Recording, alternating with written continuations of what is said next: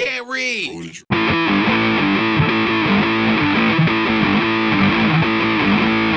Books.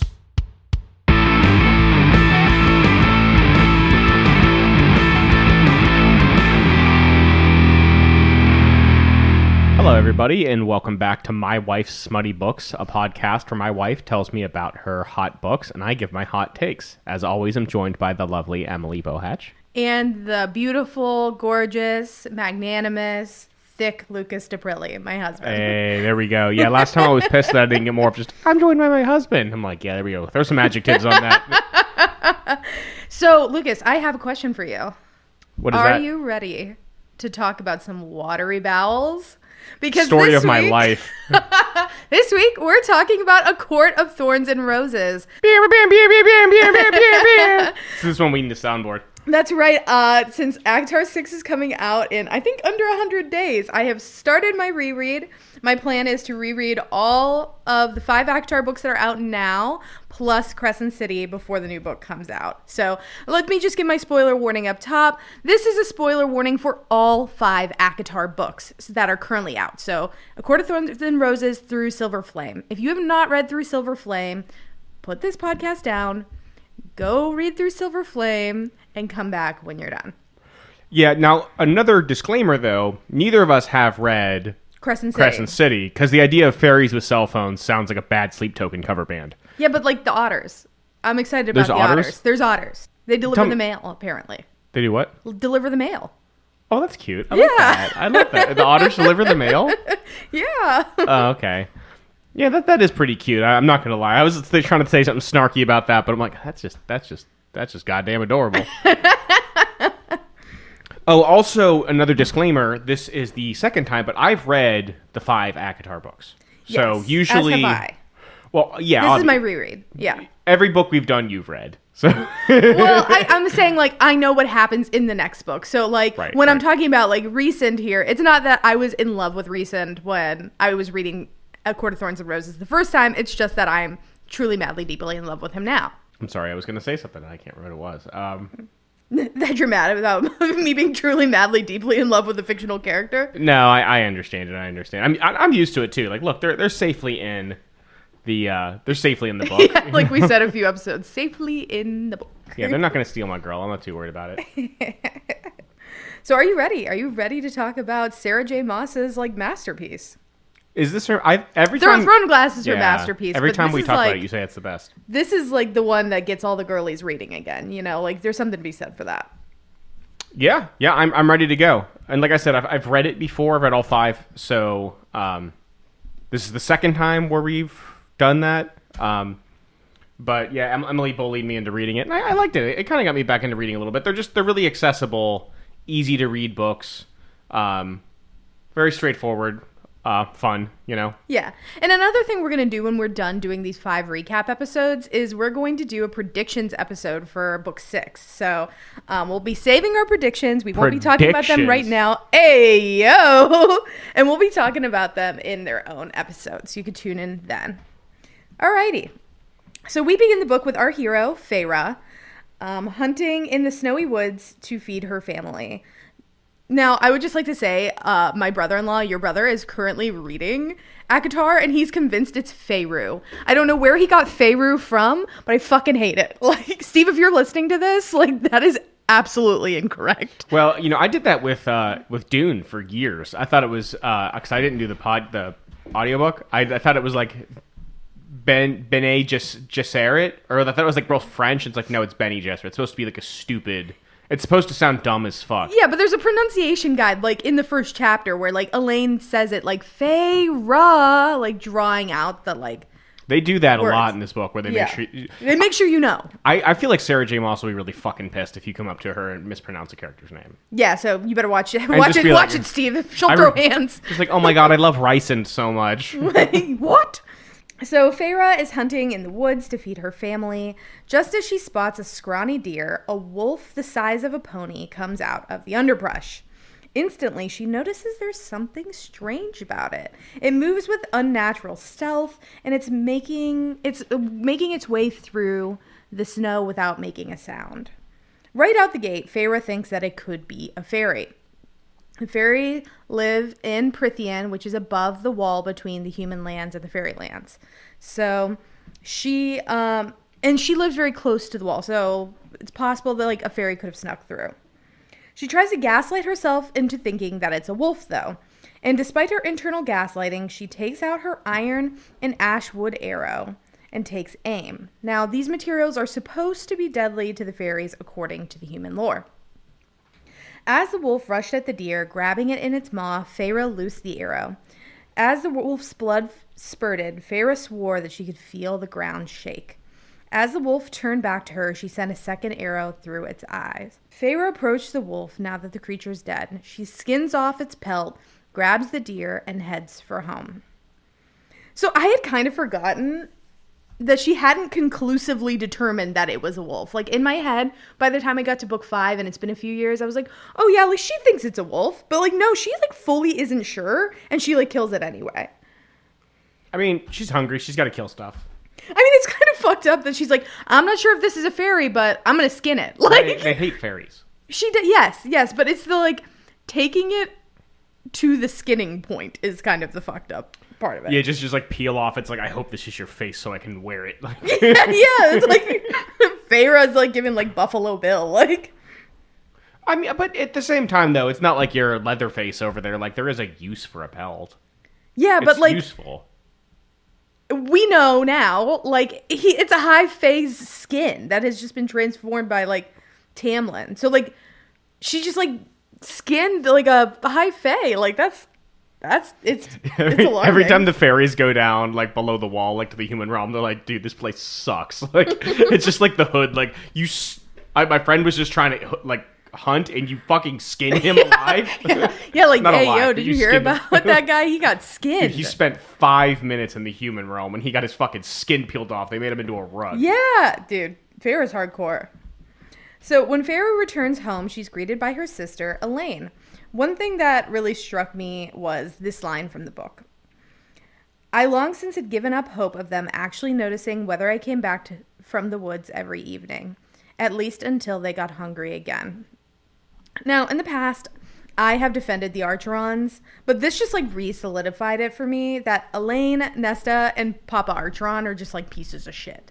Like, they don't give two shits whether Feyre lives or dies, just that she like provides for them. Yeah, I mean, they're pretty awful at the beginning. They're almost unrealistically awful.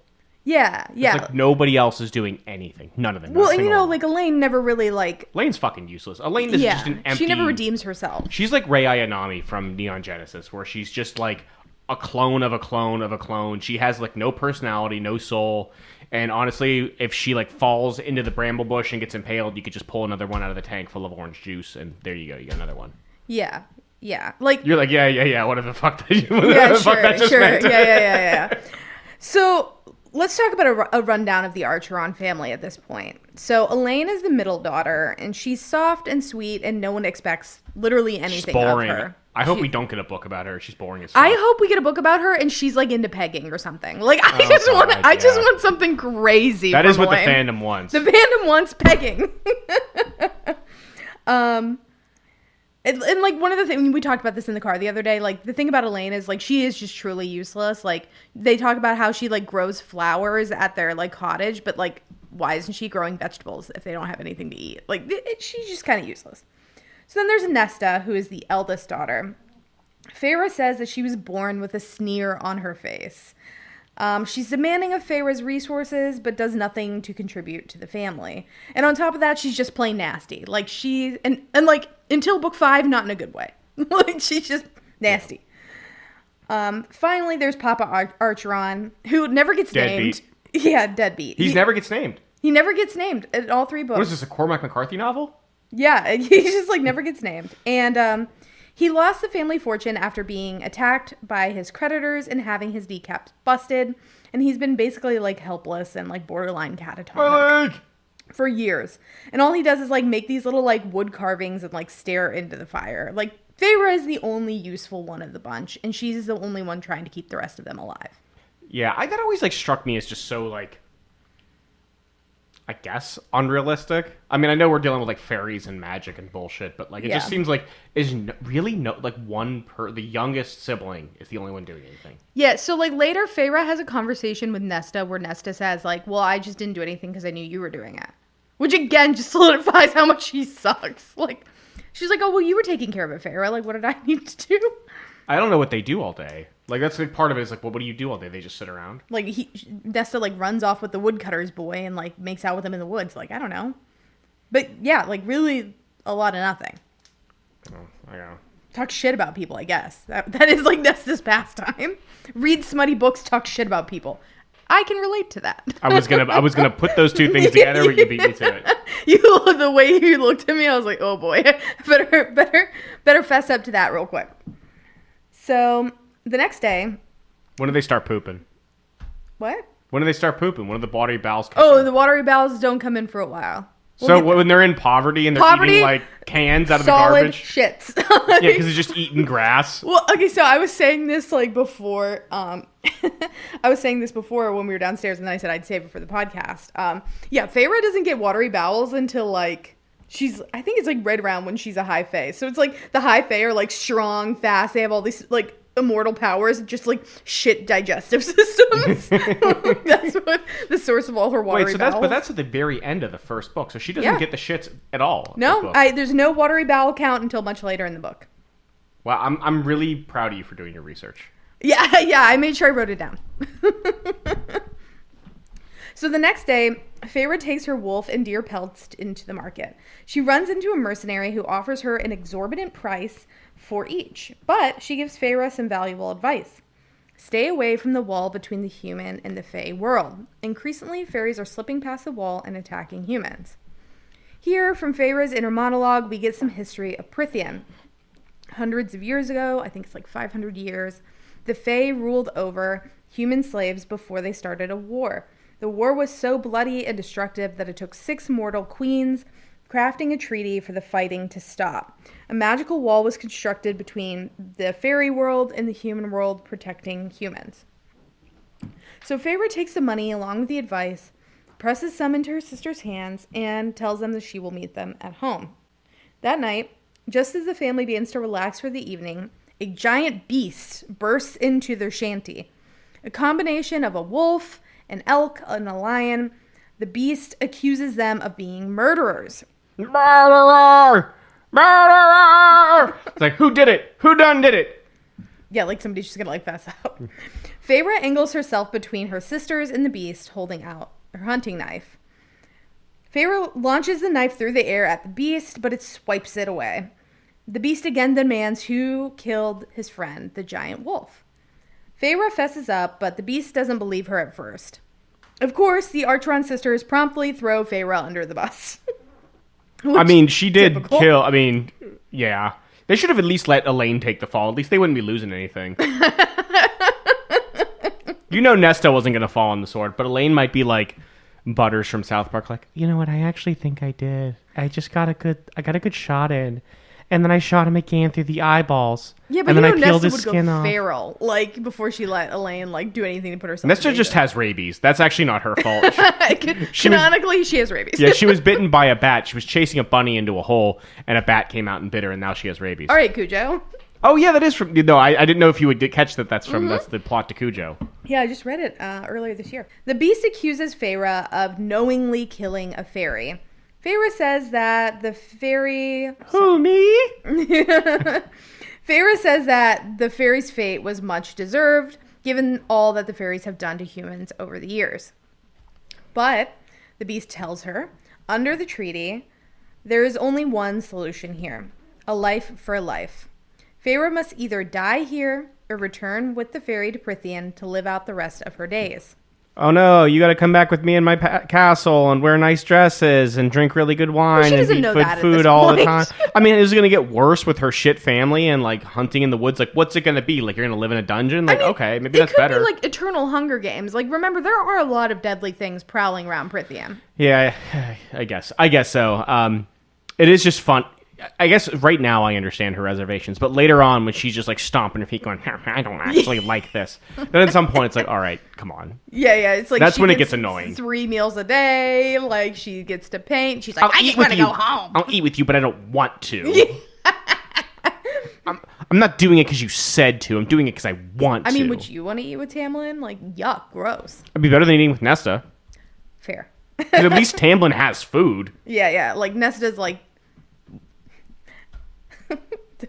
And this is giving and Cassie Tamlin's so straight. He's not going to control me. He'll just be like, yeah, whatever. You're just like a dinner guest. Fine, here, have some fucking apples or whatever. Like, he's not going to control my life and make me his like princess in the high tower sort of bullshit. Well, that was my question in this book is, because like Tamlin, this is like jumping ahead, but Tamlin does have to find someone to help break the curse. Like, what if it had been a man who killed the wolf? Like, would Tamlin have tried to seduce the man? I think that's your duty. I never thought of that. That is your duty, though. You have to. I'm getting on AO3 right now, and I'm writing that. you really have to. I mean, but think about it. Like, all those people are relying. Also, the rules of that curse are really fucking stupid. I feel like she just wrote that at the end of the book to justify the entire plot. It's so specific and so, like... I just think it's it's Beauty and the Beast, right? Like, that's why it is the way it is. I haven't seen Beauty and the Beast in a while.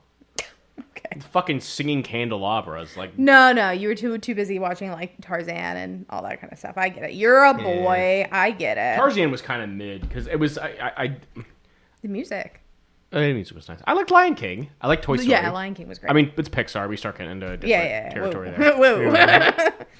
So Feyre chooses to go with him to spare her family the sight of her death. And they don't raise a finger to save her.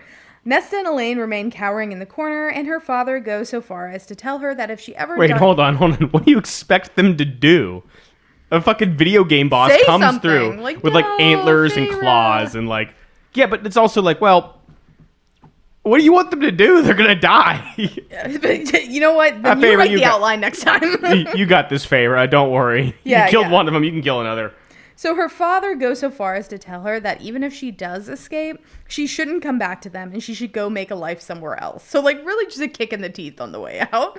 That is a kick in the teeth, but I kind of read that too, as he's like, I know you deserve a better, like, you work hard, you deserve a better life than this. Like, I know I'm a deadbeat who's, like, clearly depressed, and I know my one daughter has no soul, and the other is just, like, a raging monster.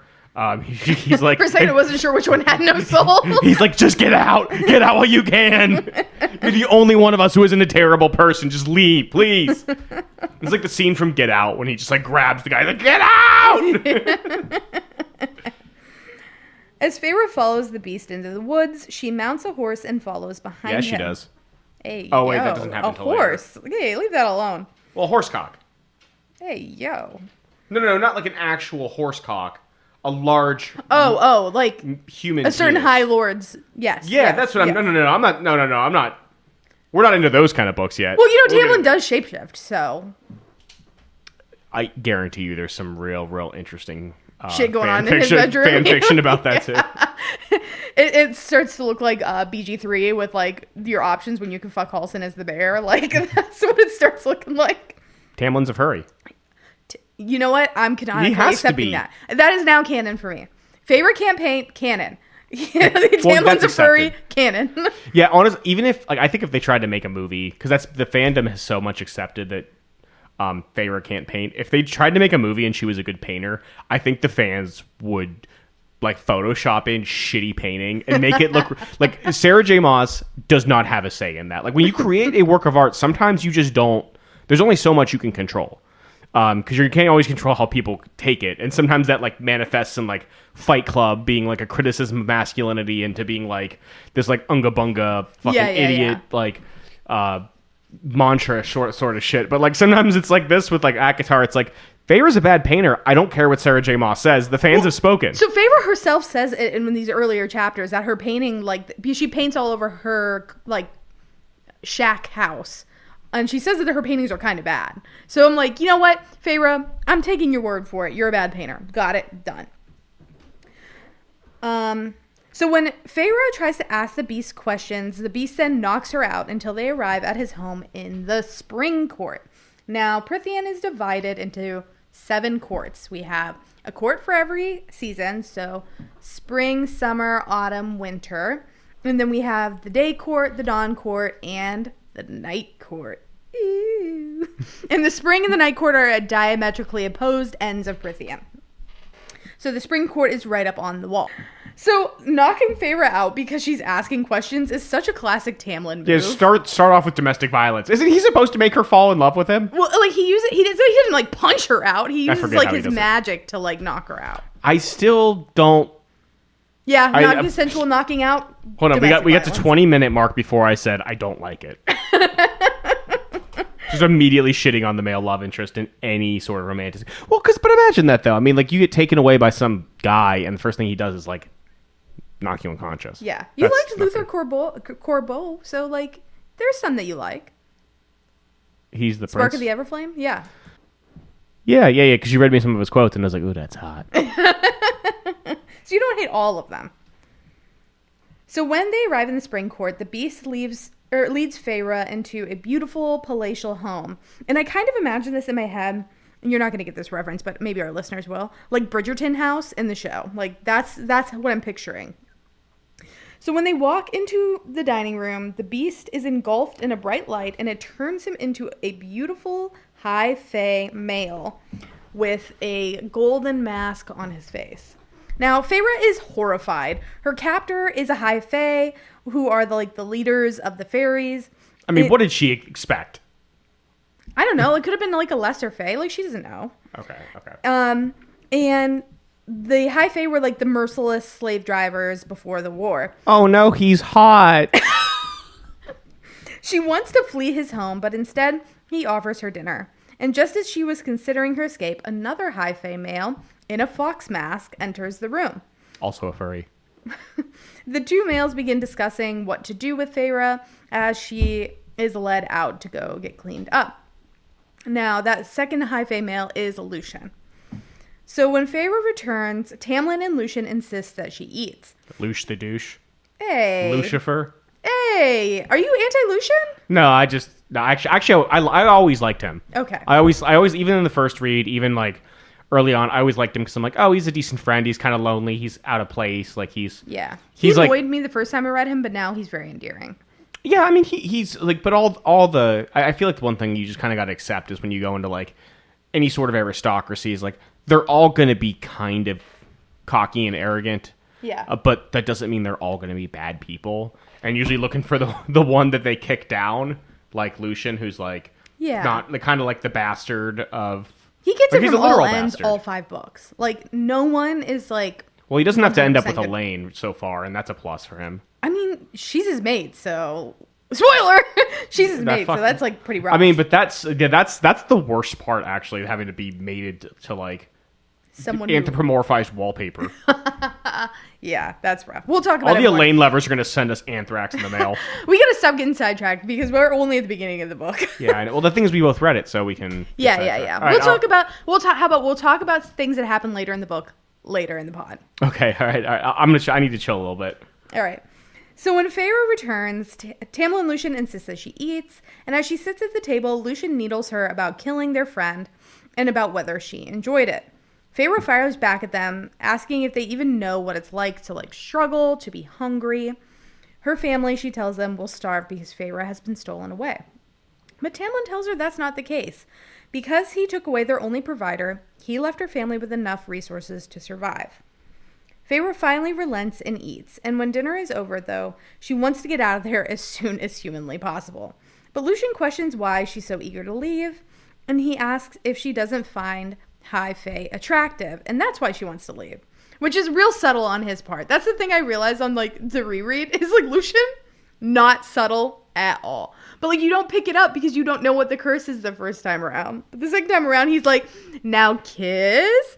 Do you think Tamlin's hot, Feyre? I think Tamlin's hot. Do you think Tamlin thinks you're hot? He's just doing that shit. He just wants his old life back. Yeah, literally. He's like, now I have to play matchmaker for this fucking guy just so I can get my life back.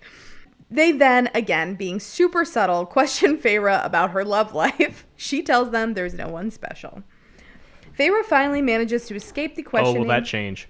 Oh, will that change? Feyre finally manages to escape the questioning and make her way to bed. The next morning, she's heading out to the garden when she runs into Tamlin. Tamlin tries to offer to give her a tour of the grounds, but she desperately tries to get away from him. Eventually, Feyre asks him what his friend was even doing in her woods. Tamlin explains that 49 years ago, a blight stretched across his land, diminishing his powers and causing them to have these masks stuck to their face.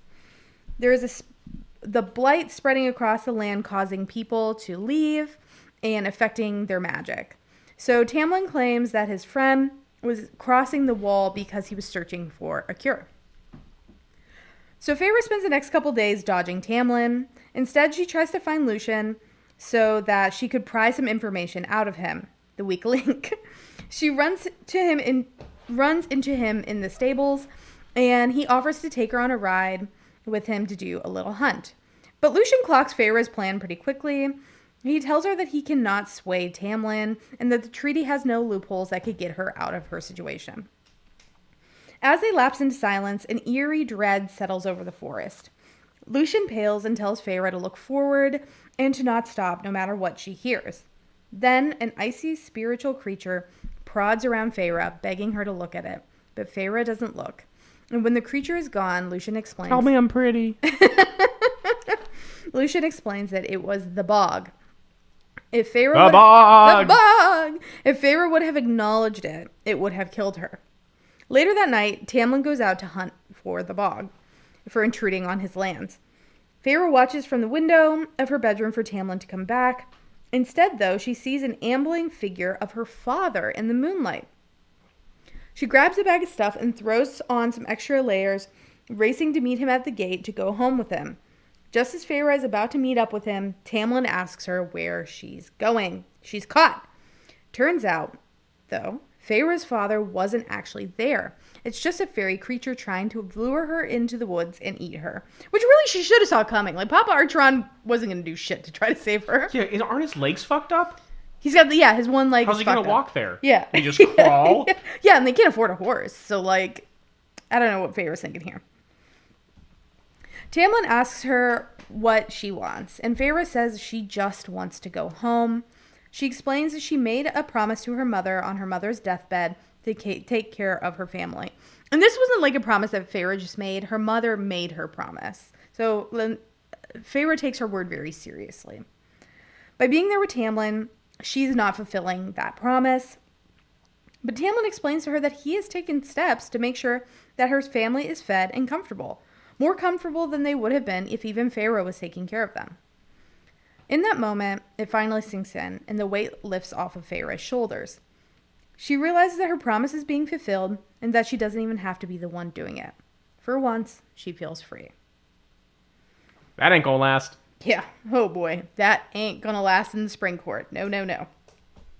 A few nights later, Feyre wakes up from a nightmare and takes to wandering around the house, drawing herself a map as she goes.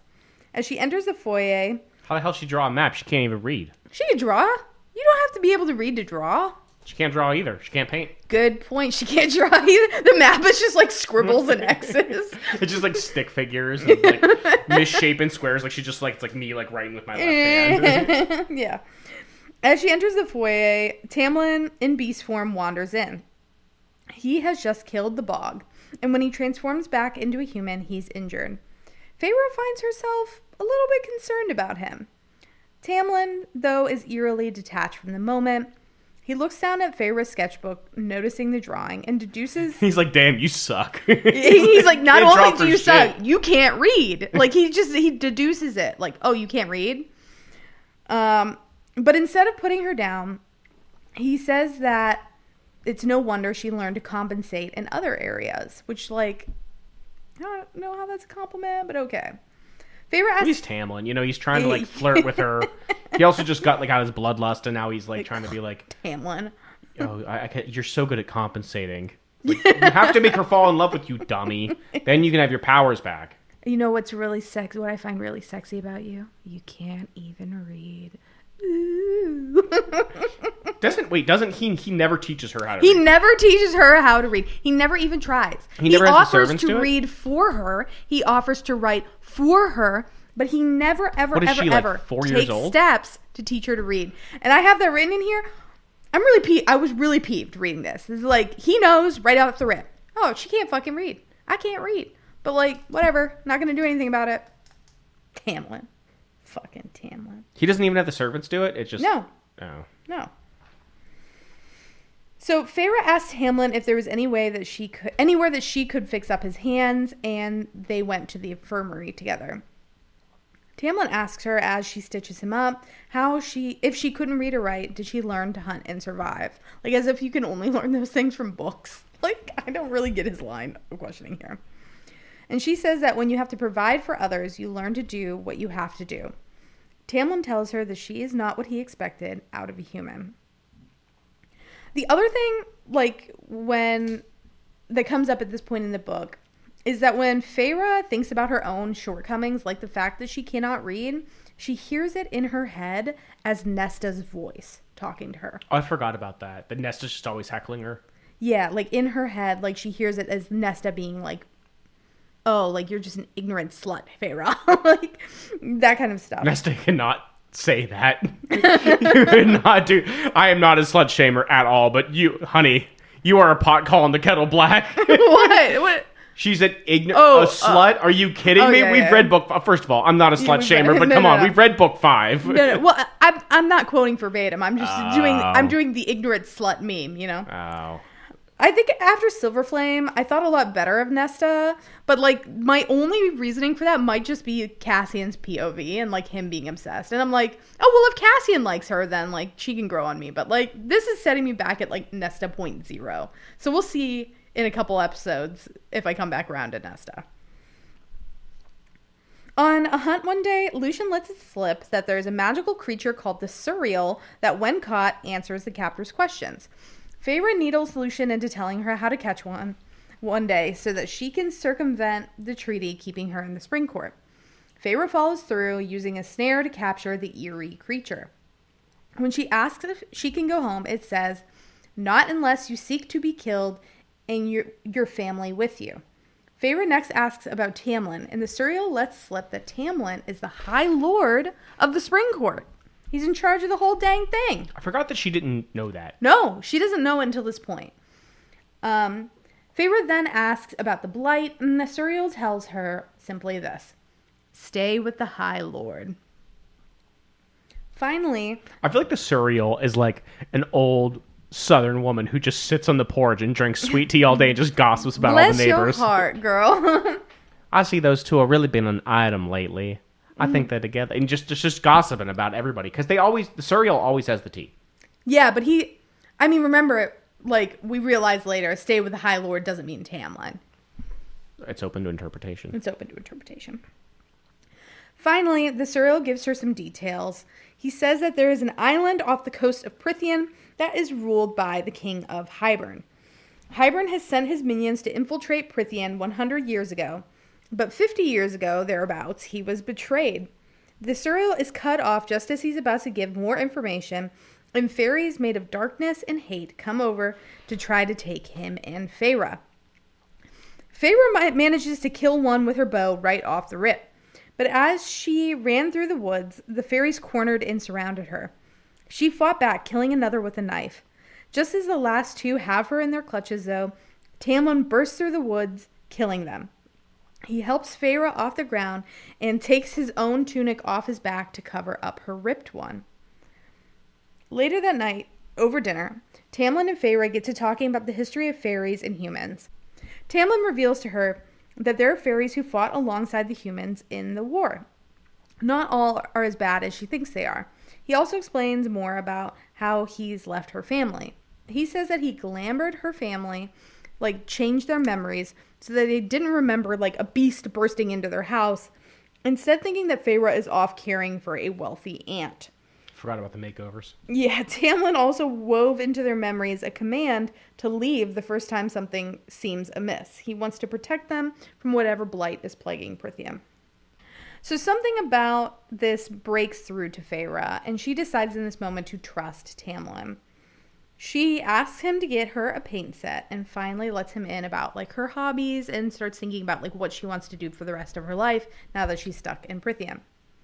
Again, another score for those of us who think Feyre is bad at painting. In this chapter, she explicitly says, I'm not any good. So the evidence is accruing. The fans have come to the correct conclusion. Yes. So that night, Feyre is woken by screaming coming from the foyer. As she rushes down the stairs, she sees Lucien and Tamlin carrying a lesser Fae with bloody stumps coming out of his back. As Tamlin and Feyre try to help him, they realize that there's nothing they can do to save him. Feyre holds his hand, comforting him the best she can as he dies. When Tamlin leads her upstairs, away from the body, he asks her why she was so kind to the dying Fae. Feyre explains that anyone, human or Fae, deserves someone to be by their sides when they pass. Unless it's your bitch-ass friend that I cut his fucking skin off and sell it in the market. Literally. And she says that she regrets what she did to Tamlin and Lucien's friend, and that she regrets living with so much hate in her heart. The next day, Tamlin and Lucien are back on their bullshit. They plan a trip to the beautiful springtime meadow and bring along a picnic blanket. So Lucien puts out the blanket and he stretches out. And Tamlin asks Feyre, oh, do you want to come sit on my picnic blanket? And Feyre has never seen grass so beautiful. She doesn't really want to sit there. She wants to sit in the grass. And so she plops right down. And then she hears Tamlin and Lucien in the background. Was she a pit bull on a warm day? Just goes belly down in the grass. So then she hears Tamlin and Lucien whispering amongst themselves behind them. And then Tamlin, who obviously doesn't want to be sitting in the grass, just flops down next to Feyre. He doesn't want to be there, but Lucien's you gotta get the girl. Dude, you're in the spring court and you don't want to sit in the grass? Yeah. You're the High Lord of the spring court and you don't want to sit in the grass? No, he's pussy. I'm gonna get bugs. Get out of here, tell the Tamlin. bugs to leave, dude. You're in charge of you command a season. Yeah. But I mean, can we talk about how Tamlin has absolutely no game and Lucien is basically the worst wingman ever? They really could have sealed this deal so much earlier. He has a couple of romantic moments, when he takes her to the pool and they have their first kiss. That was romantic. I thought that was nice. Those things happen at separate points. Okay, well, the pool area was nice. Yeah. Actually, we're about to get there. He leverages at some point what he has, which is you have a really nice, idyllic place. Use it. You don't have to say anything. Just take her to nice places, smile at her, and look hot. So Tamlin walks Feyre around, explaining to her that this grove was one of his favorite places as a child. As they get to talking, and Tamlin explains Lucien's background to her.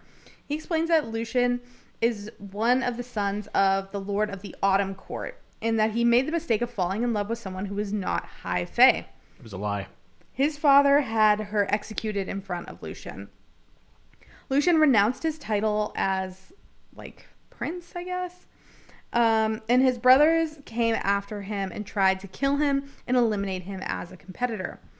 Lucien managed to kill one of his brothers, and Tamlin killed the other. And ever since, Lucien has been living in the Spring Court as Tamlin's emissary.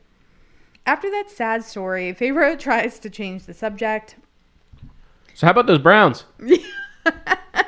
That might be even more depressing. Yeah, that's terrible. You can't do that. You bring up any other fucking team. Tamlin, in an attempt to be suggestive, asks her what would make her happy. Feyre wants to call his bluff in this moment. She looks over at the pool of starlight that he's led her to. It's literal starlight in liquid form, which is so cool to think about. And she says that she wants to go for a swim. And she strips off her clothes. And Tamlin eyes her from head to toe before she gets in. Tamlin, in turn, slowly takes off all his clothes too. And Feyre allows herself a little glimpse of him before getting into the pool. But nothing happens after that. Right. And you can't. It's like the first jump scare. We've said this before. It's like the first jump scare in a horror movie. The first time you think... The first time you think they're going to do something, they never do. They got to keep you waiting. They got to keep you on the edge. Yeah. And Sarah J. Maas is a patient writer. I will say I like that about her. I do think sometimes her prose, especially in the earlier books, was pretty unpolished. But I do like, she is very patient. She'll the whole, as you go through books 1 through 5, the whole Rhysand was the end game the whole time, and it takes you a whole book and a half to really get there. It's a slow burn. Like, the next book is a slow burn. And Throne of Glass is that way, too. Like, the romance in Throne of Glass is a multi-book slow burn, you know? And that's not even a very, like, smutty book. So, what was I saying? Okay. As they swim, Feyre tells Tamlin about her childhood and about how her family fell on misfortune. She also tells him about her days hunting in the woods. They're starting to kind of build a little relationship here. Over the coming weeks, Feyre and Tamlin are drawn together. He listens to her as she talks about her feelings, about her family. He writes her dirty limericks. They go on walks. Like, they just have, like, this budding romance going on. On one of those walks, Tamlin turns pale and suddenly urges Feyre to hide.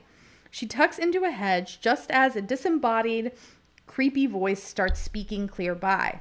It's the Adder, a fey creature of human nightmares. And in my outline, so I do like text to speech when I like make my outline. It replaced the Adder with the Attorney over and over. What's the again. difference? That was a layup, babe.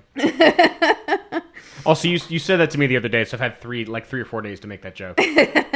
So the Adder tells Tamlin that his behavior lately has caused some consternation at court, ? And that Tamlin killing 4 Fae, the ones who had been... He's in violation of his probation. He hasn't been getting drug tested. He's been too busy running around with a human woman. Being remanded. The ones who were chasing Feyre in the woods, that drew the court's attention. And they say drew her attention. Again, ? Feyre doesn't understand what or who they're talking about, but she understands enough to be anxious after the Adder leaves. Soon after, Feyre experiences her first Fae holiday. Calanmai. As the drums... Calanmai! As the drums begin beating, Tamlin orders Feyre to stay in her room and lock the door. But something is calling to her as she paces the bedroom and watches the fires burn outside the window.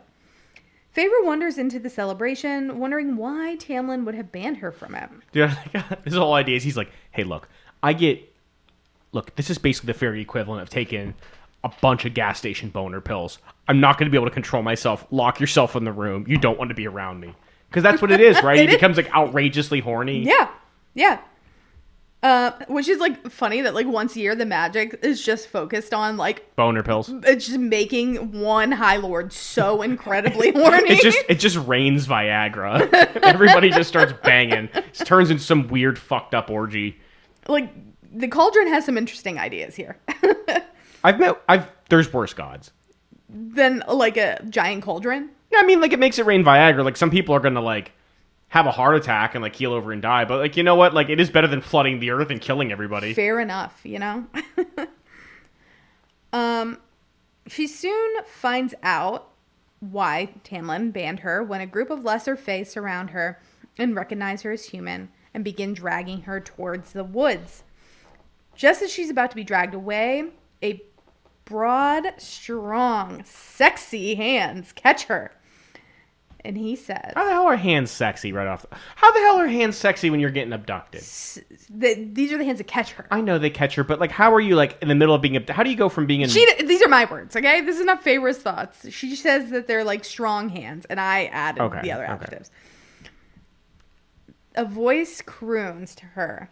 There you are. I've been looking for you. And those of us who've read the other books, we know what he means. We know what he means in this moment.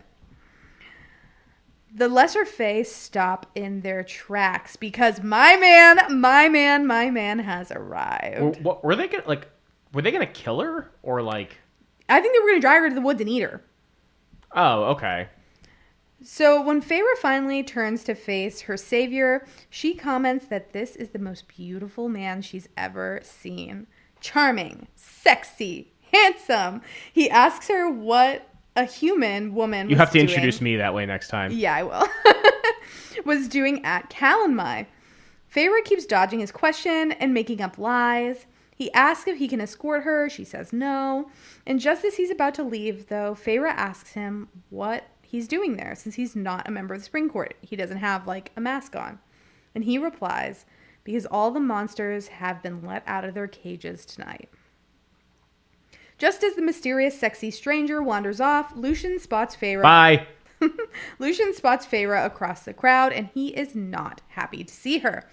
He tosses her over his shoulder like a sack of potatoes and dashes her back to the manor house. Lucian he puts her in air jail. Yeah, pretty much. And she's like pounding on his back the whole way, and he's just like running across the lawn.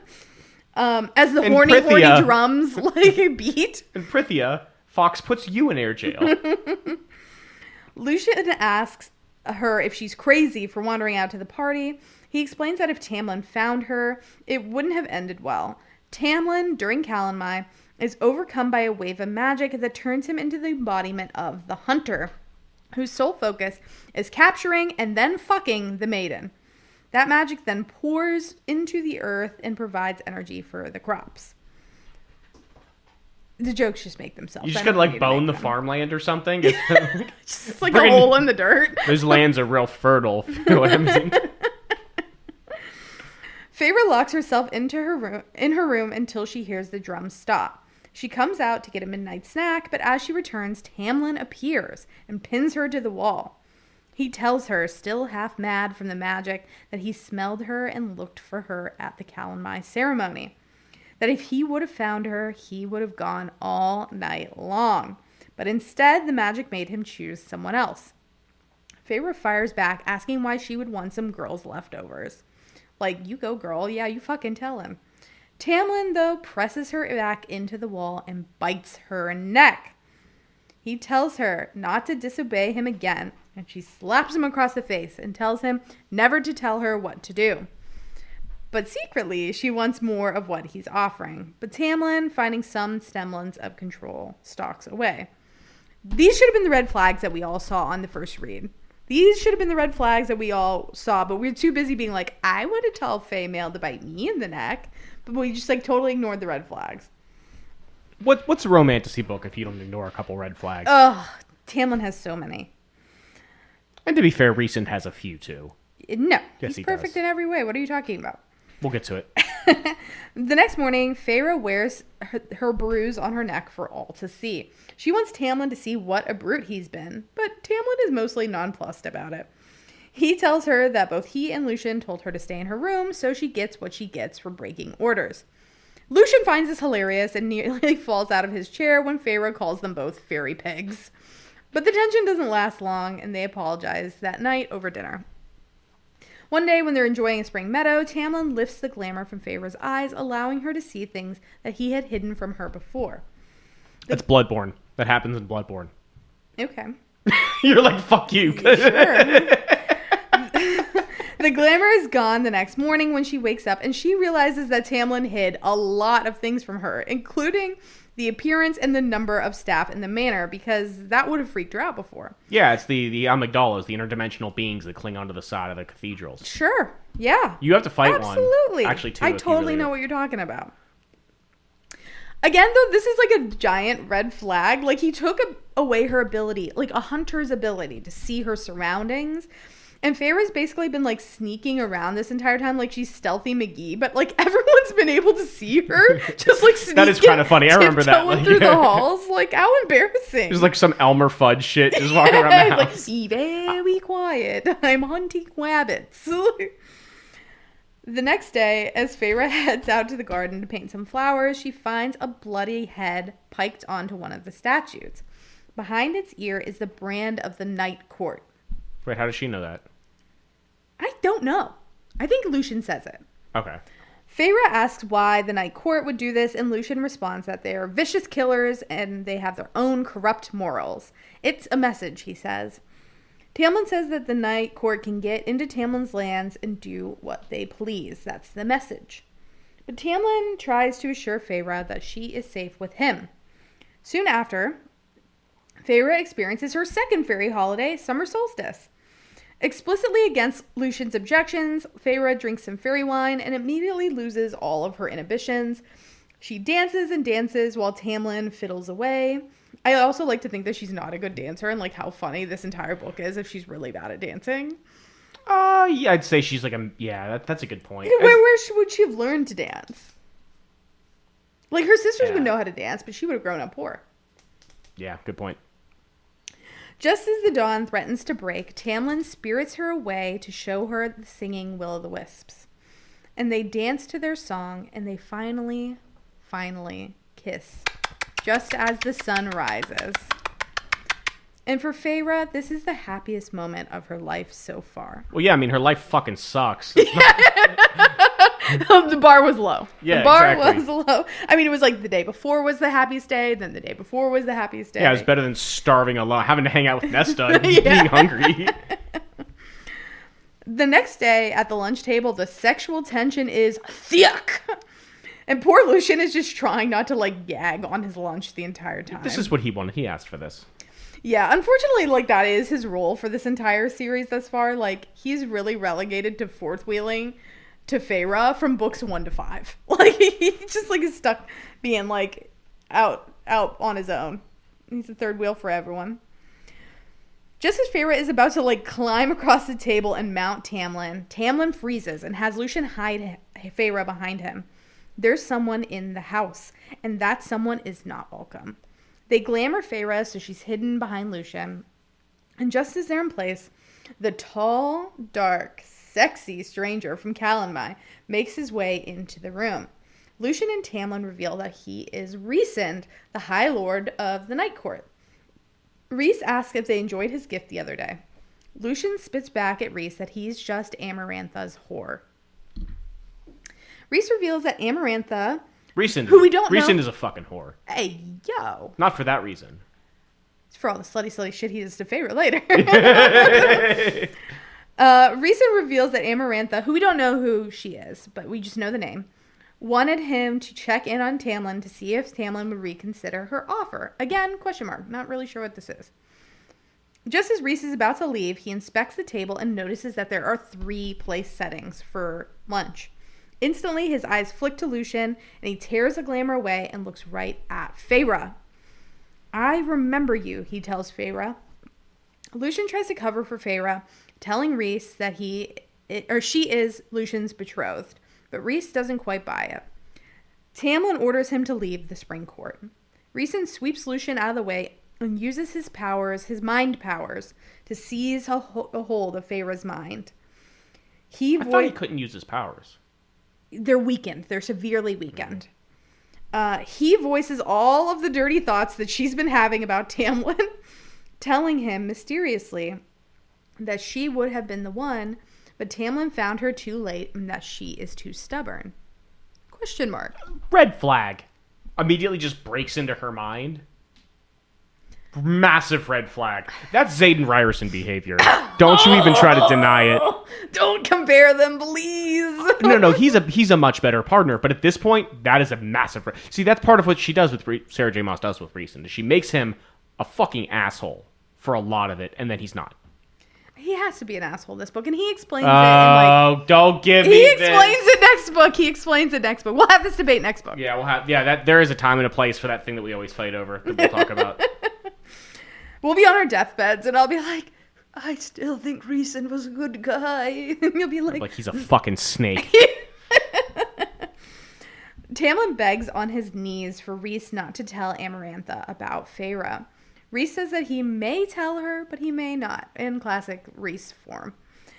He asks for Feyre's name, and she quickly gives him the name of another girl from their village. Right before Rhys disappears, he tells Tamlin and Lucien that he'll see them under the mountain. Question mark. That night, Tamlin comes into Feyre's bedroom and tells her that she is going home. She doesn't want to go back. To her, home is hell, and the Spring Court has been the only time she's ever been happy. She tells Tamlin she wants to stay with him, but Tamlin says that he can't protect her anymore, so she has to go back. Feyre doesn't want to go back, though, and she makes her move to show Tamlin how much she wants to stay. And I will say that this scene isn't half as good as scenes in following books, but, like, that might just be me being a hater. So they fucked for the first time. Yeah, they fucked for the first time. Also, this is, like, kind of manipulative. Like, once you figure out, like, what Tamlin's, like, goal is to, like, make her say I love you, like, he's like, I have to send you home to protect you, Feyre. It's not safe for you here. Like, He's trying to elicit it from her. Don't you feel? And he does say "I love you" to her in this moment. I mean, like the curse that Amarantha has requires him to be really, really shitty to one person. But I can kind of feel like it's just so a lot of Tamlin's actions later won't be justified, but so far I don't feel like he's done anything that's completely unjustifiable. Yeah, it's just we'll get there. We'll get there. He's very manipulative. Well, again, he's like you could kind of like maybe emotionally abuse one lady to save your entire country. Like this is a war after all, and they are being held captive by a hostile power. Like again, it's not a good thing to do, but like it's better than sending like 10,000 people to die in villages to get raised and like people to get like sold into like slavery and all kinds of horrible shit. Yeah, and Feyre has like a similar inner monologue when she gets to the third trial, but we'll talk about it when we get there. Just as Feyre is about to fall asleep, Tamlin whispers to her that he loves her, Thorns and all.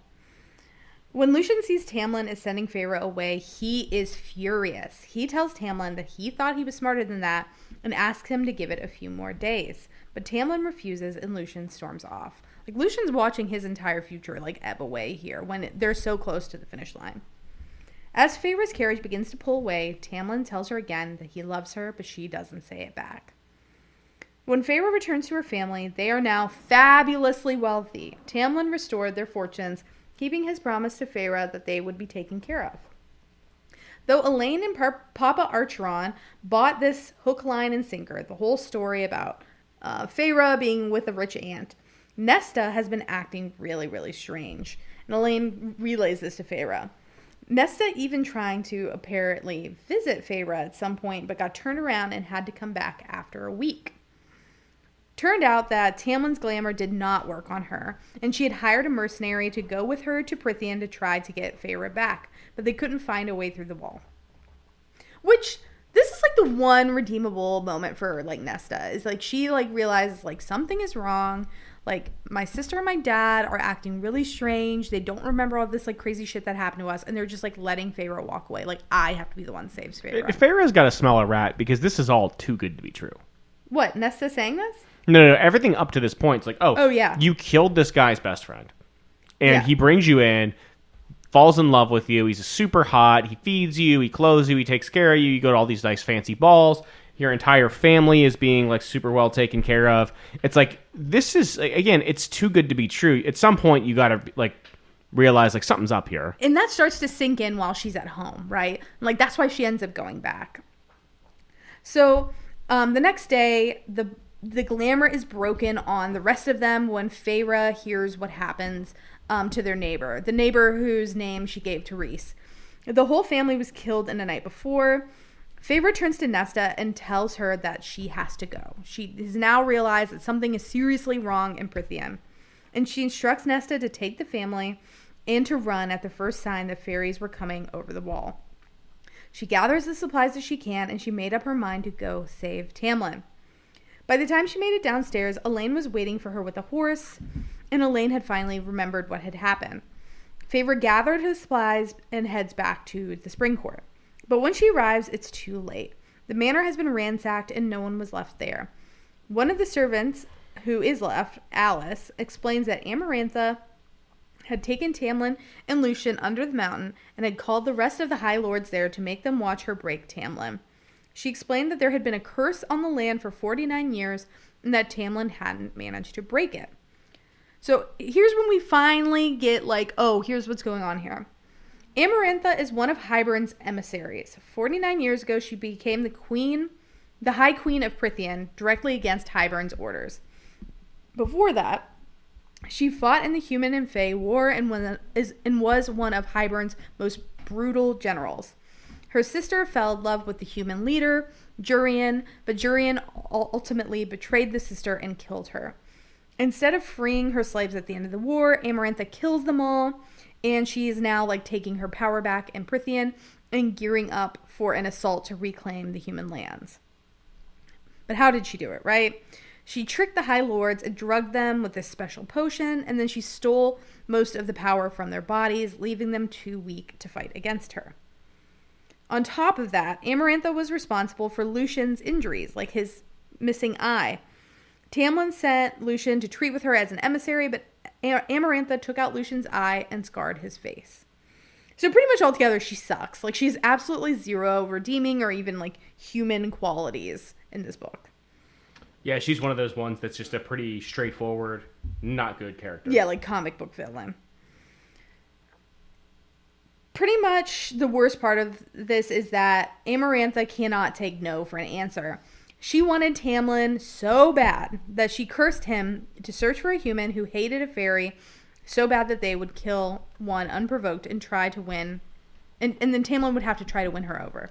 Otherwise, he would have to surrender himself to Amarantha under the mountain after 49 years. So there was no blight this entire time. There was just this curse, and Feyre was the best option to break it. You know, she was a human with hate in her heart for the fairies who killed the fairy. And if they would have fallen in love, then it would have been over. So everyone seems to hold it against Feyre at this point that she wasn't ready to say, I love you to Tamlin. I mean, like, what has he really done at this point to warrant an immediate I love you? Like, it's a lot to go from, I hate fairies so much that I'm just killing one, to, like, I love you, Tamlin, mwah, mwah, mwah. You know, like, I don't know why they hold it against her like this. Well, they know. It's hard for them to not know. She doesn't know. Yeah. She doesn't know she could save this entire civilization by speaking some hollow words that she maybe does, maybe doesn't mean. Well, but even after they tell it to Feyre, they're like, you stupid bitch. Like, why couldn't you just say it? It's like, well, I couldn't feel with it.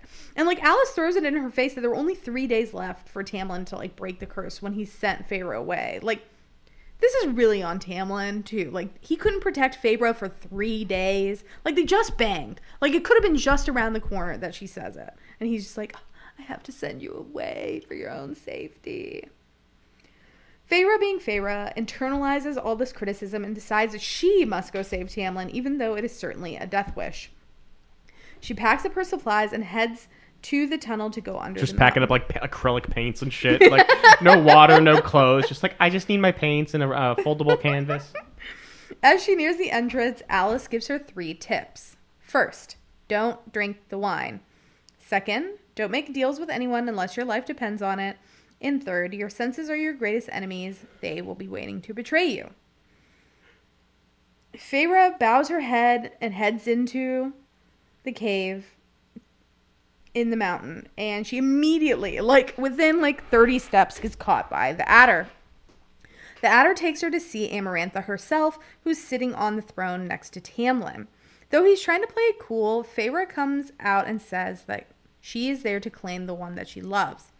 Amarantha is shocked. She had her goons capture another human woman, the girl that Feyre had named before, and torture her. So she's like, what? I thought I already took care of you. But then she thinks about it, and she's actually kind of delighted that the real Feyre has shown up. She says she'd rather have some fun with Feyre before killing her. And here is where we get the first mention of watery bowels for the whole series. So we'll keep a running count for you listeners at home of how often Feyre gets the shits in this series. Feyre and Amarantha strike up a deal. If Feyre completes 3 tasks within 3 months, Amarantha must set Tamlin and his court free from the curse. Feyre can also win instantaneously by solving a riddle at any point. In between tasks, all Feyre has to do is complete some basic housework. Feyre's dumb as fuck because that riddle they give, like, the answer's love. Yeah, I immediately solved it. I was like, I solved it, and I'm fucking stupid. I know, I read it, I was like, love. Ding, ding, ding, like, got it. Imagine if she had just, like, thrown it back in Amarantha's face. And she's like, actually, I take it back, and just kills Feyre at the end of the book. It's like, wow, that was, you got that a lot faster than I thought. She just pulls out a sword and just gets her. So Feyre asks what happens if she doesn't complete the tasks Amarantha tells her to. And Amarantha says basically there will be, like, nothing left of Feyre to, like, deal with at that point. As soon as the magic solidifies the deal, Amarantha and her cronies beat the ever-loving shit out of Feyre. Feyre wakes up in the dungeon with a broken nose and a ton of bruises. Lucian sneaks in to heal her nose and ask her what the hell she's doing there. She tells Lucian that she's come to save Tamlin. As Lucian does his best to help, Feyre asks about a certain accessory that Amarantha is wearing. And I only bring this up because it's going to be relevant later. Amarantha has this preserved eye and finger bone of Jurian, her sister's human lover, that she's kept his consciousness alive like all these years. So again, this will become important later. Just as the guard is about to change, Lucian disappears. A few days later, Amarantha has her thugs drag Feyre out in front of her again. She demands that Feyre tell her real name. When Feyre refuses, Amarantha calls on Rhysand. Amarantha asks the High Lord if this is the girl that he saw at Tamlin's house. Rhys, playing it cool, says that all humans look the same to him. But Racist. But Feyre knows this is a lie because he recognized her after Calanmai in Tamlin's dining room. She's not really sure why he's lying for her. Instead of taking it out on Feyre, as Feyre expected, Amarantha tells Rhys to pry it from Lucian's mind. Just as he's about to break Lucian, Feyre screams out her name. In return, Amarantha finally delivers the riddle, and this is what it is. There are those who seek me a lifetime, Is it love? But we never meet. That's love. And those I kiss, but who trample me beneath ungrateful feet. At times I seem to favor the clever and the fair, but I bless all those who are brave enough to dare. By large, my menstruations are soft-handed and sweet, but scorned I become a difficult beast to defeat. For though each of my strikes lands a powerful blow, when I kill, I do it slow. Oh, it's coronary heart disease. The first time I read this, like we were saying, within 2 lines, I knew the answer was love. So, like, not only is Feyre bad at painting, but she's bad at riddles, Also, too. why is this, like, raging psychopath writing love poetry? I mean, I no idea. Because she's in love with Tamlin. That's why she's doing all this. She's obsessed with Tamlin. She's in love with Tamlin, or she wants to control Tamlin? Some people, it's both, you know? Yeah, I mean, that is how Tamlin is. I feel like she's worse, though. Yeah. Oh, definitely. Which is hard because everyone hates Tamlin, and obviously this series goes, he's terrible, but like, it's kind of hard. Amarantha's pretty bad. Like, yeah. So finally, the first day of the Amarantha, sorry, it's okay. Finally, the first trial comes. Feyre is dropped into a stinking, muddy labyrinth, where she's promptly faced by the Alaskan bullworm. I have that joke in there. You stole it right out of my mouth. Oh my god. You bastard. Feyre quickly realizes that the worm is seeing using its sense of smell. She, rolls herself in mud and begins to lay a trap. She booby traps the worm's lair with... Shai-Hulud. With water. That's how I do, picture it looking like Shai-Hulud. And it's described that way, like the rows of teeth. So she booby traps the worm's lair with bone lances and lures it into chasing her. The worm, in a feeding frenzy, chases after Feyre and falls into the trap. Ouch. Feyre wins the first challenge, but is seriously injured when a bone goes through part of her arm. Feyre hurls a bloody bone shard at Amarantha's feet, splashing her with mud. Amarantha waves her away, sending her back to the dungeon. There, the infection from the bone sticking out of Feyre's arm starts to set in. Just as she's on death's door, Rhysand appears from the shadows and offers her a deal. He will heal her if she agrees to spend 2 weeks a month with him, starting at the end of the 3rd trial. Massive red flag. Feyre literally spits in his face. Rhys reminds her that there is no telling if Lucian will appear to save her and that Rhys might be her only hope. Just about as he's about to disappear, Feyre bargains him down to 1 week and seals the deal. But in the Night Court, all deals are sealed with permanent ink, and Feyre is left with dark whorls tattooed across her skin. We'll talk about it when he gives his explanation for his behavior, but, I don't hold this against him. Oh, I fucking do. I know you do. You hate him. I don't hate him. 1, I'm jealous of him. And 2, he has some genuinely, there are some things he does that are not cool. And this is one of them. Healer. Just heal her. He teaches her to read. That's nice. And he says in this book, I'm going to teach you to read. Straight out the gate. Yeah, that's nice. But, you exploited her. She was... Don't you make that sad face to me. Leave him alone. That is a fucked up power. That's like someone He just wanted to be near her any way he could. You are making so many excuses for a bad man right now. The feminist I would never do this for a real man. As soon as the Batwings show up. For a real man. A few days later, while Feyre is completing one of the household chores Amarantha made her promise to do, Feyre found herself in Rhysand's room. The pair get to talking, and Feyre questions why he lied about recognizing her. He said it was for a little fun and that it gets boring under the mountain, but Feyre isn't buying it and asks why he would defy Amarantha. He did it before when he left the head impaled at Tamlin's Manor and when he stuck out for Calanmai, she says. He said that the head was all Amarantha's idea, but as for Calanmai, quote, I had my reasons to be out then. Do not think, Feyre, that it did not cost me. Because he was looking for her.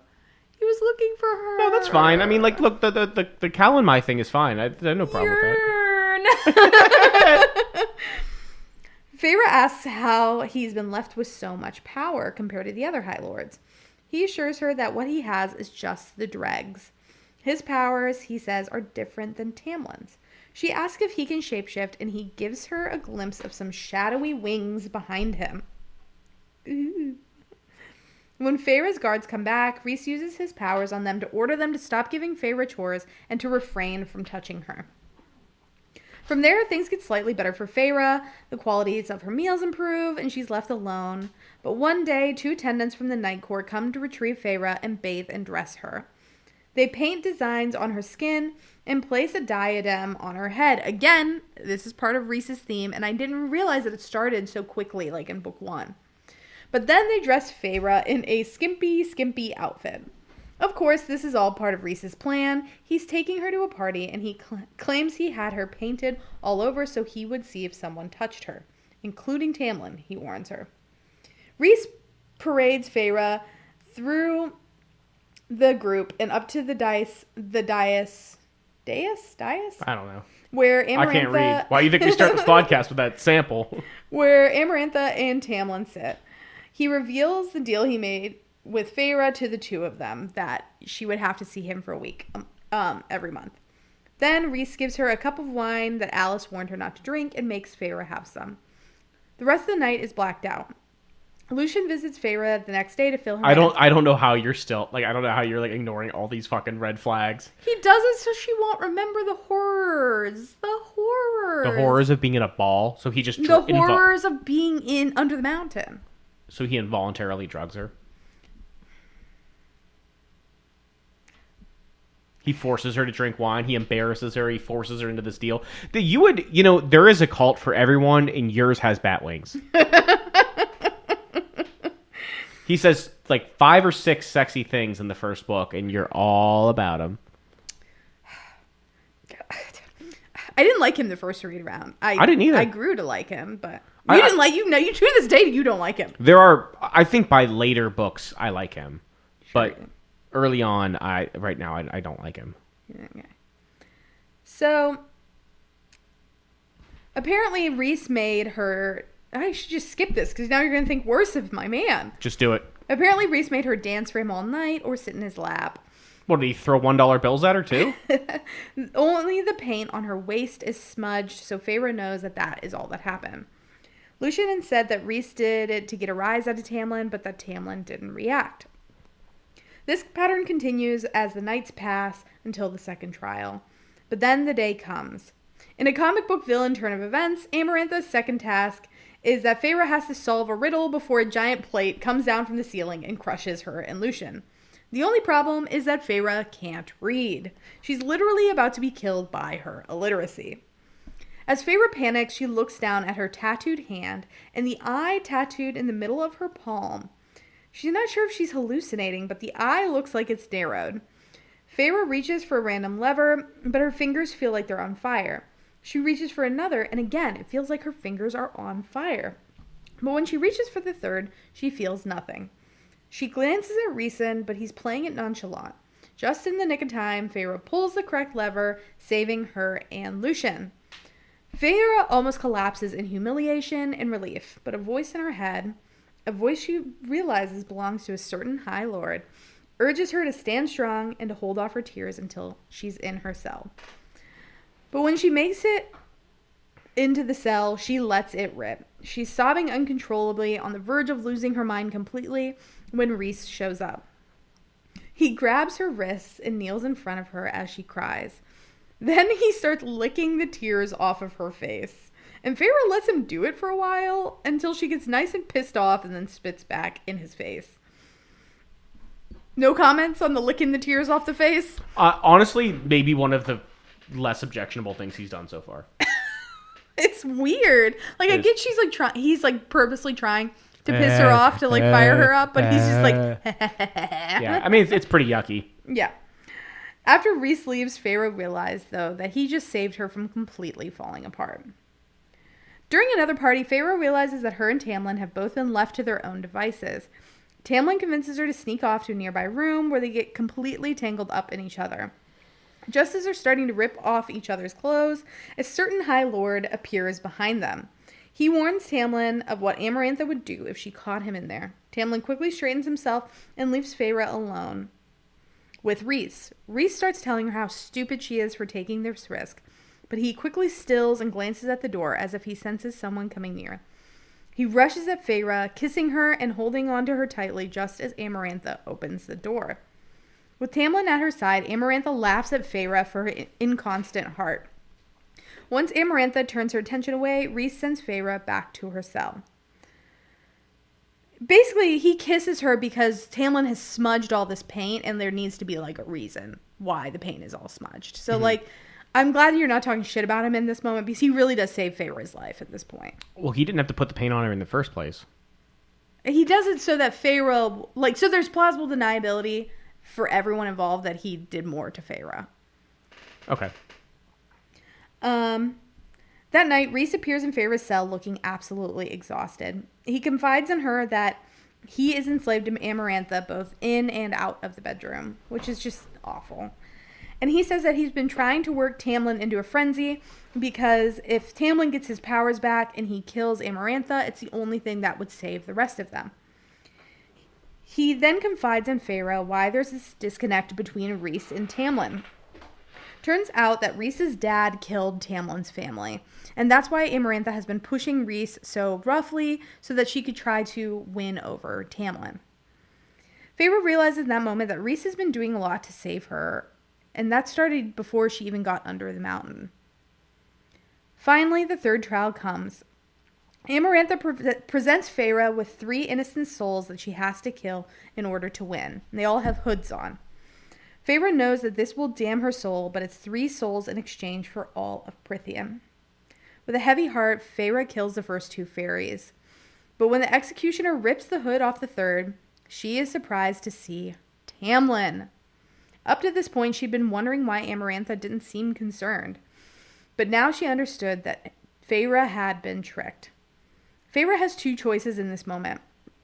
Kill Tamlin and save herself and the rest of Prythian, or forfeit her own life and doom Prythian to rule under Amarantha. Feyre starts flipping through all of her memories, trying to find a way out of the situation. She realizes that all this time, Tamlin had been leaving clues for her. Though he couldn't talk openly about the curse, he did talk publicly in a place that she was sure to overhear many times. And one of the things that she had overheard time and time again is that Tamlin had a heart of stone. Amarantha wanted Tamlin so bad that she wouldn't risk Feyre killing him. And Feyre puts 2 to 2 together and realizes that he must have a literal heart of stone. That his heart couldn't be pierced by the ash blade in her hands. When Tamlin sees the realization on her face, he lifts his chin, daring her to do it. And Feyre does. She stabs Tamlin right in the heart. If only it took. But the blade bends in on itself. But Amarantha can't give Feyre the win. Even though they struck a deal, there was no time period set for when Amarantha must free them, just that she must at some point. Using this loophole, Amarantha attacks Feyre, promising to kill her. Always get it in writing, man. Always. Feyre hears Rhysand call out her name. He pulls the dagger out from Tamlin's body and launches himself at Amarantha. She blasts him back with a wall of white light. As soon as he hits the ground, he comes at her again. He is just feral trying to save Feyre. As Amarantha cracks all of Feyre's bones, she demands that Feyre admit that she doesn't love Tamlin, but Feyre refuses. Tamlin, still healing from his wound, crawls towards Feyre on the floor. He begs for Amarantha to let her go. As Feyre nears death, the words of the riddle Amarantha gave her cross through her mind again. And finally she realizes the solution. Love. She tells Amarantha that the solution is love. In that moment, Amarantha cracks Feyre's spine, killing her. Feyre then sees what happens next through eyes that aren't hers. She sees her own body prostrate on the floor. She sees prostrate on the floor. Hey, yo. Just getting an exam, you know? She sees members of the Spring Court finally remove their masks, the curse lifted. She sees Tamlin rise and blast Amarantha with a golden light. As the rest of the Fae join the battle, they take on Amarantha's loyalists. And then Tamlin drives a sword through Amarantha's head, gets his beast teeth out, and rips out her throat with his beast teeth. Row. Feyre watches from Rhysand's eyes as Tamlin cradles her broken body.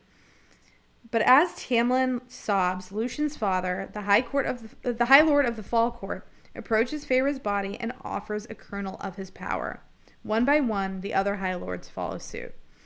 And as we realize later, this is very out of character for Lucian's dad to do a nice thing. I don't know if he felt like there was some debt owed there for her freeing them from Amarantha or what, but this just doesn't scan with Lucian's dad's character, and I would love to hear more from him later about why he does this. Book 6, not Book 6 prediction, but Book 6 hope. Then everything goes dark. Feyre finds herself clawing for life, and when she wakes up, she realizes that she's been transformed into a High Fae, and that all of the High Fae are now free. In the aftermath, Feyre feels... Except for her, Tamlin's get back in the house. In the aftermath, Feyre feels horribly guilty for killing the two Fae. But Tamlin thanks her again and again for saving them all. And you have to, remember, she's trying to live with this burden, and everyone's just wow, thanks for doing that, Feyre, thanks. So she's got to hear everyone be grateful for something she feels has, stained her soul. Instead of thinking about her woes, though, Feyre takes her time and gets herself lost in Tamlin. But something wakes her up out of her sleep, summoning her to a balcony outside the mountain. Rhysand stands surveying his surroundings, membranous bat wings tucked behind him. Feyre asks him why he fought with her in the final fight, why he tried to kill Amarantha when he didn't have his full powers. He tells her, because I didn't want you to fight alone or die alone. This is why I forgive him, okay? He asks Feyre how it feels to be High Fae now. She says her body may be different, but her heart is still the same. And maybe it would be easier if her heart wasn't. Maybe it would hurt less. Rhys starts to fade away into the shadows, but then he suddenly goes rigid. His eyes lock on Feyre, and a look of shock crosses his features. He stumbles back a step and then completely disappears. So, we're left with that question mark for next book. Finally, all of the High Lords decide to, wall off the court under the mountain and go back. And Feyre and Tamlin get to go home back to the Spring Court, where we'll pick back up next book with what happens next. So that's ACOTAR. Was it everything that you remembered? Yeah, there was a couple. There's certainly some details here and there I missed, but that was largely it. Yeah. Any big takeaways before we go to the next one? I don't know. I know we're running a little long, so I feel bad monologuing and tormenting our viewers, our listeners rather, even any further. But it was. I remember reading it and being I liked it. And then the next couple ones are the good ones. Yeah, this is definitely the worst book of the bunch, besides maybe the novella. But there's nothing wrong with it except for that it's a novella. Yeah, it's just short. It's just a side quest. Yeah, and it does set up the next book. The novella's fine. I feel you can't really compare it to the other books. You can't really compare that's like comparing the show of Boba Fett to a trilogy of Star Wars movies. It's just kind of Yeah. So, I'm very excited to read Mist and Fury. Mist and Fury is one of my favorite books. I think it's Wings of Ruin and then Mist and Fury for me. Yeah. I'm excited for the next couple as well. I really enjoyed those. Yeah, maybe by the end of this, Reeson will grow on you. I'm sure he will. He does. He does later. Like I like him later. It's just especially early on. Like the whole reason that Feyre is in this relationship with them is because he forced her into it. Yeah, but he says to her... No, there's no yeah, but you can't. Force somebody into a relationship. No, he says to her at some point. She says to him like, "You bargained with me when you didn't have to," and he's like, "I did," and she's like, If I would have bargained you down to 0, you still would have helped me," and he's like, "I would have." No. Yes, he says that. I know. He says that. I believe you. I don't. That doesn't hold any water to me. Because she doesn't know him yet. She doesn't know that he's willing to do that yet. I'm an early recent hater. I think he's on the bad end of a lot of stuff. He's in an abusive relationship against his will, and he puts some of that on to Feyre. Some of the stuff I think he does is like, abusive relationships against her will, and like that stuff is there's, again, it's one of those things like we always talk about, like there's a reason he does the things he does, but it doesn't excuse the things he does. We'll talk about it. It ends up being good book. later. Yeah. I'm getting too far down it, but we'll talk about it next book. And we'll have this debate because next book is really like his redemption arc. Yeah, I'd say so. I'd say by the end of that book, I like him. Yeah. So, well, thank you all for listening, and stay tuned for some more ACOTAR books. I hope you're all enjoying your reread.